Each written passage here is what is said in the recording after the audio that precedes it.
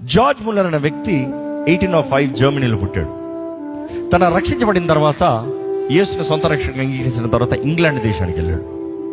England దేశానికి వెళ్ళినప్పుడు అక్కడ ఉన్న స్థితిగతులను చూసినప్పుడు ఆయన హృదయం ఎంతో కదిలించబడింది. ముఖ్యంగా అనాథ బిడ్డలను అక్కడ చూసినప్పుడు ఆయన హృదయం ఎంతో కదిలించబడి ఆయన ఒక ప్రార్థన చేశాడు.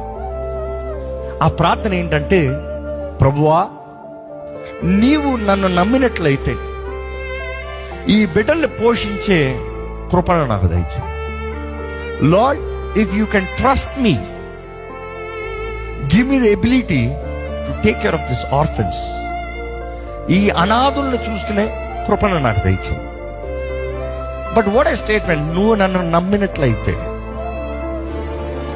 అంటే ఆ ప్రార్థనలు తెలియజేయబడుతుంది. Lord, I want to serve, give me an opportunity. నేను నమ్మకంగా చేసి చూపిస్తాను.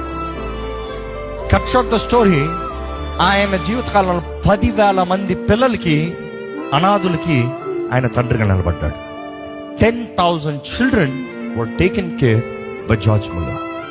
సో ఒక్క మనిషి ప్రార్థన, ఏమని ప్రార్థన అది? దేవా, నువ్వు నన్ను నమ్మగలిగితే, నువ్వు నన్ను నమ్మినట్లయితే ఈ బిడ్డల్ని. ఈరోజు మీ ప్రార్థనలు ఎలాగున్నాయి? What kind of a prayer? దేవా, నువ్వు నన్ను నమ్మినట్లయితే ఇది ఇవ్వయ్యా, నమ్మకంగా మెయింటైన్ చేస్తానని అడుగుతావా?